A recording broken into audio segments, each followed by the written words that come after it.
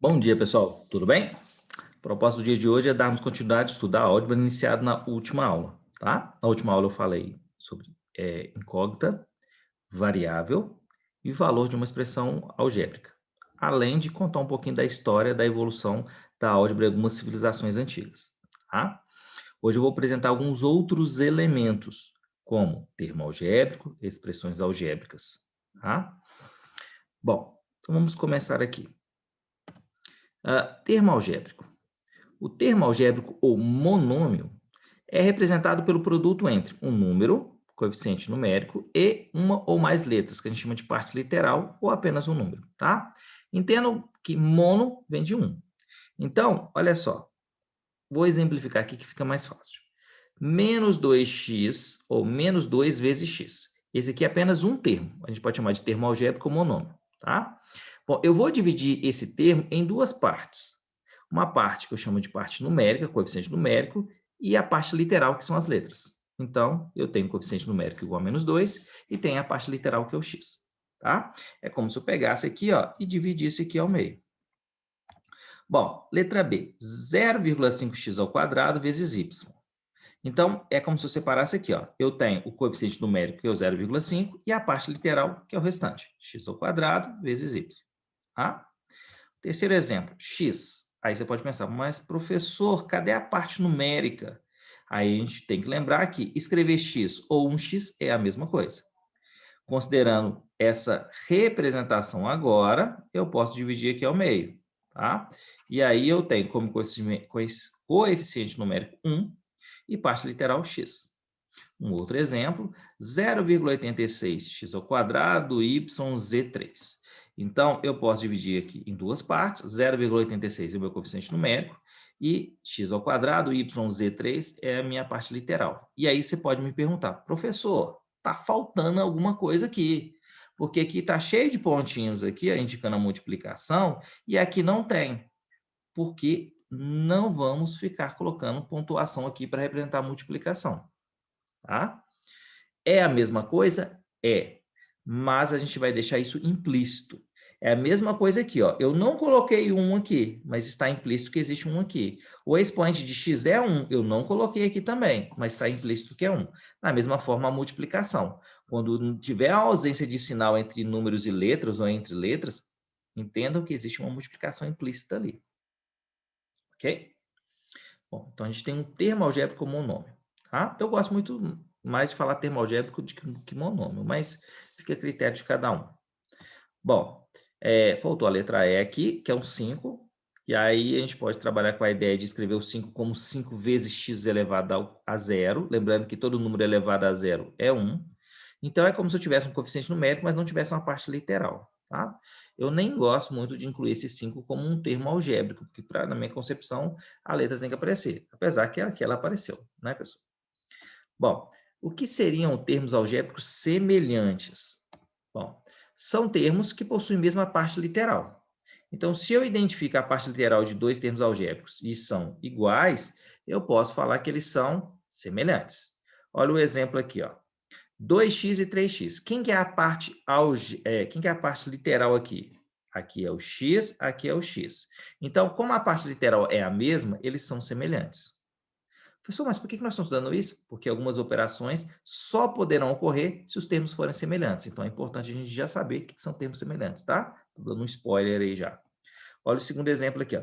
XY, eu posso colocar um se eu quiser, e separa aqui, ó. Parte numérica, parte literal. A parte literal aqui é XY, aqui é XY. Logo, esses monômios ou termos algébricos são semelhantes. Agora, olha o exemplo aqui. Se eu separar o coeficiente numérico da parte literal, aqui eu tenho y, aqui eu tenho x. Y é diferente de x. Conclusão, esses termos não são semelhantes. Outro exemplo, eu posso colocar um aqui se eu quiser e um se eu quiser. E corta aqui, corta aqui. Quem que é a parte algébrica aqui? Quem que é a parte literal aqui? X. E aqui x ao quadrado. X é diferente de x ao quadrado. Então, também não são semelhantes. Que fique claro, não basta ter as mesmas letras. Tem que ter, às vezes, as letras e os expoentes. Também eles têm que ser iguais. Tá? Ou seja, essa parte literal aqui, ela tem que ser idêntica a essa. Como elas divergem em relação aos expoentes, não são semelhantes. Tá? Então, só serão semelhantes em termos algébricos que tiverem as partes literais idênticas, ok? Bom, eu tenho um termo algébrico, mas às vezes eu quero somar com outro termo algébrico. Aí, eu dou nome para isso de expressões algébricas ou polinômios, tá? Então, são formados por operações envolvendo dois ou mais termos algébricos, ou entre um termo algébrico e um número, por exemplo. Então, por exemplo, aqui, ó, eu tenho um termo algébrico aqui, somado com outro termo algébrico aqui. A gente chama isso de expressão algébrica. Alguns podem chamar também de polinômio, tá?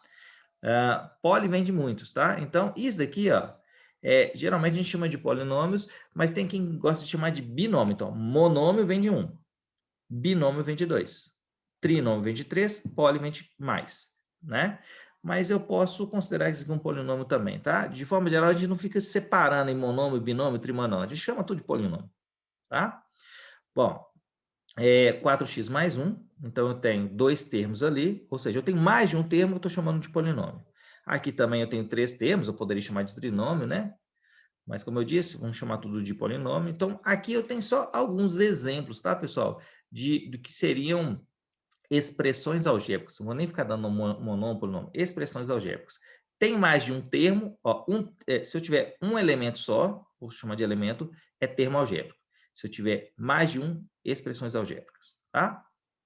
E aí eu fecho com os meus exemplos aqui. Bom, uma outra coisa que a gente vai utilizar bastante é a linguagem algébrica.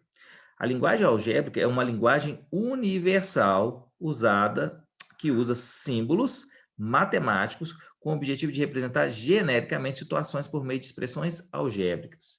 Então, aqui eu peguei um exercício aqui, ó. A gente vai transformar uma linguagem usual em uma linguagem algébrica.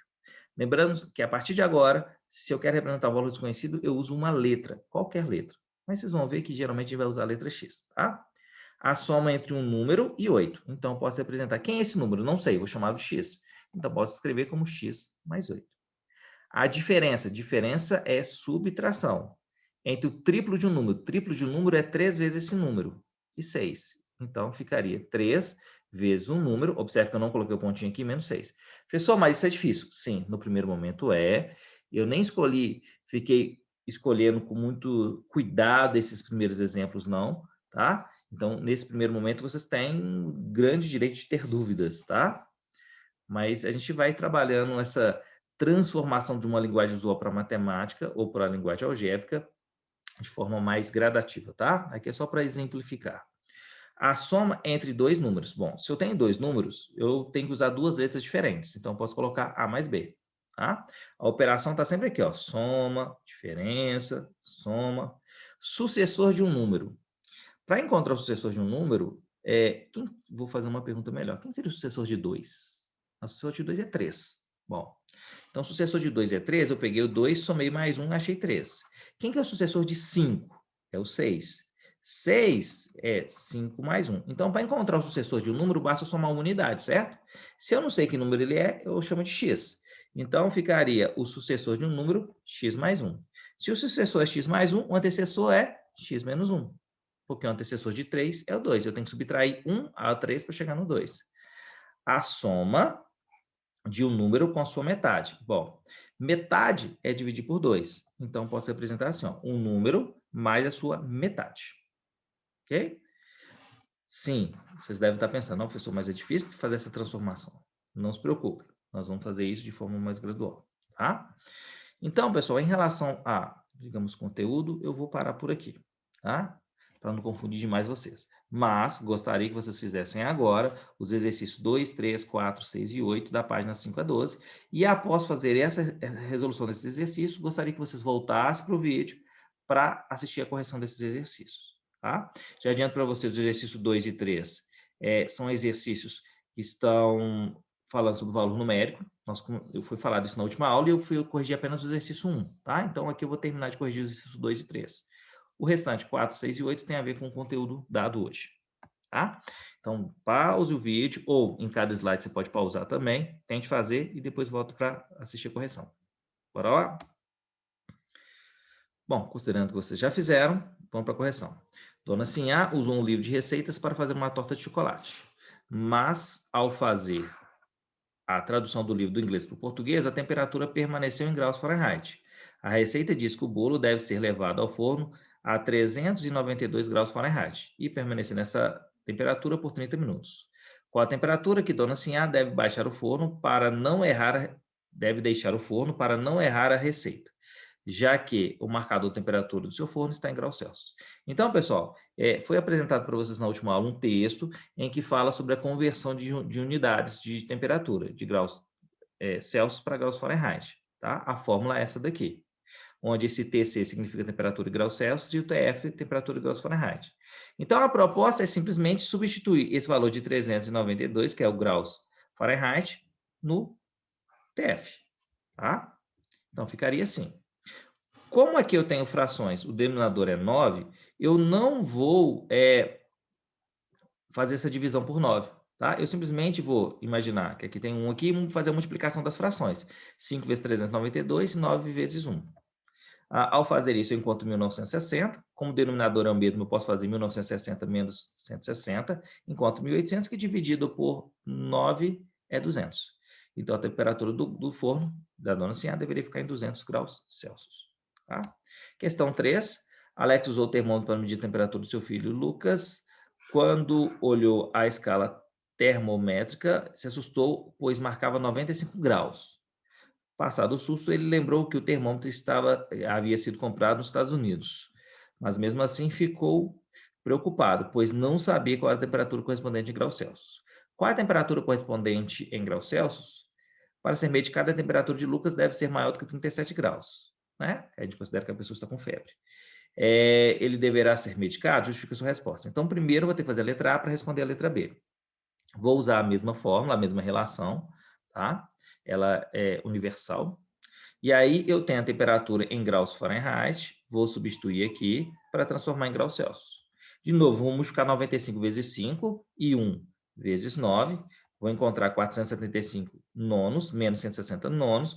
Vou fazer essa subtração, vou encontrar 315 sobre 9, e isso vai dar 35 graus. Essa é a resposta da letra A. Ele deverá ser medicado? Não, pois a temperatura 35 ela é menor do que 37 graus. Somente se a temperatura ultrapassa 37 graus que nós devemos medicar para baixar a febre. Tá? Lembrando em consideração que se for bebê, a temperatura para a febre é acima de 37,5, mas eu tenho certeza que o pediatra de vocês já informou isso para vocês. Bom, questão 4 é aquela questão de transformação, né? Complete a tabela usando a linguagem algébrica ou simbólica, isso. Use a letra X, aqui está pedindo só para usar a letra X, para representar o valor desconhecido. Triplo de um número. Triplo é multiplicar por 3. Então, é 3x. Dobro é duplicar. Quadruplicar é multiplicar por 4. Quintuplicar por 5 e assim sucessivamente. O número mais 10. Um número é x, então mais 10 fica x mais 10. O dobro de um número é 2x, mais 15. Então, 2x mais 15. Um número somado com a sua metade. Esse a gente já fez, né? O número x somado à sua metade, que é x sobre 2. Metade é x sobre 2, terça parte é x sobre 3, quarta parte é x sobre 4. O quadrado de um número, quadrado é elevado a 2, então fica x ao quadrado. O cubo de um número elevado a 3, x ao cubo. A diferença entre o quadrado de um número, diferença é subtração, de o quadrado de um número e o dobro desse número. O quadrado do número a gente já apresentou aqui, ó, x ao quadrado, e o dobro de um número é 2 vezes x, está aqui, ó. Então, x ao quadrado menos 2x. A metade de um número, x sobre 2, menos 8. O triplo de um número, já foi apresentado que é 3x, adicionado que é somado com o seu dobro. O dobro é 2x. Então, aqui faltou o x aqui, tá, pessoal? Deixa eu corrigir aqui, ó. O triplo de um número adicionado ao seu dobro. Isso mesmo, faltou o x aqui. Bom, por último, a quinta parte de um número, x sobre 5, adicionado a 10. Tá? Bom, questão 6. Determine o coeficiente e a parte literal de cada monômio. Então, é só separar aqui, ó. Coeficiente 5, parte literal xy. Coeficiente menos 3, parte literal mm. Coeficiente menos 1, parte literal AB. Coeficiente 15, não há parte literal. Coeficiente, lembra que tem 1, parte literal x. Coeficiente menos 3, parte literal CD. Coeficiente 3/4, parte literal AB ao quadrado. Aqui, ó, eu posso escrever isso como 1x sobre 5. Então, o coeficiente numérico está aqui, ó, tá? 1/5 e parte literal x. Questão 8, última questão, encontre os termos semelhantes associando a primeira coluna à segunda. Então, olha só, para ser semelhante a isso, tem que ter m, n elevado a 2. Isso aparece aqui, ó, m, n elevado a 2. Eu não preciso preocupar com o número para ser semelhante, tá? Letra B, eu preciso ter AB aqui, ó. Então, eu vou procurar aqui onde tem AB está aqui, ó. Então, esses dois termos são semelhantes, tá? Aqui, eu tenho x, então eu preciso ter x aqui, o x aparece aqui. Aqui, para ser semelhante, eu preciso ter o v, estou tentando usar símbolos diferentes aqui, tá, pessoal? Preciso ter o v está aqui. E, por fim, aqui eu preciso ter um t elevado a 3, eu tenho um t elevado a 3 aqui. Ok? E aí a gente fecha essa resolução dos exercícios, tá? Na próxima aula vocês terão a oportunidade de tirar dúvidas. Não deixe de perguntar, caso tenham, tá? E a gente vai dar prosseguimento na próxima aula sobre álgebra ainda, ok? Cada vez aprofundando um pouquinho mais, de degrau em degrau. Pessoal, gostaria de agradecer vocês. Muito obrigado. Fiquem com Deus. Até a próxima aula. Tchau, tchau.